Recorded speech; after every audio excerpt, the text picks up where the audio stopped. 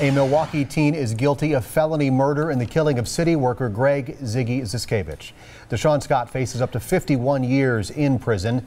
Ben Jordan's here to explain why this verdict means it's unlikely anybody will ever be convicted of being the trigger man here. Ben? Steve, although Scott admitted to police he shot Zyszkiewicz and his accomplice testified against him, the jury couldn't find beyond reasonable doubt that Scott was the shooter.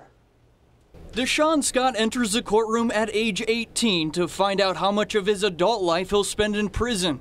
We, the jury, find the defendant, Deshaun Scott, guilty of felony murder. Despite the guilty verdict, Scott walked away with a smile. The jury decided against pursuing first-degree reckless homicide for a lesser conviction of felony murder. Defense attorney Michael Plaisted says that saves him up to 25 years. The state could not prove that he was the shooter. Milwaukee police say City Inspector Greg Zyszkiewicz was near 23rd and Cherry last year when Scott and two others tried to steal his car. During final statements, prosecutor Michael Lonsky says Scott's admission is key. He confessed because he did this. He is guilty, and you should find him guilty.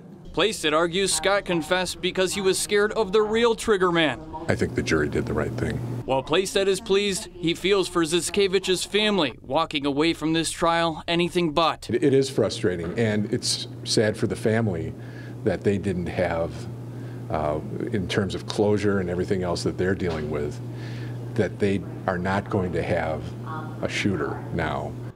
Well, Scott's and Zyszkiewicz's families declined to comment about the verdict. Scott will be sentenced in late July. Steve? Ben, thanks.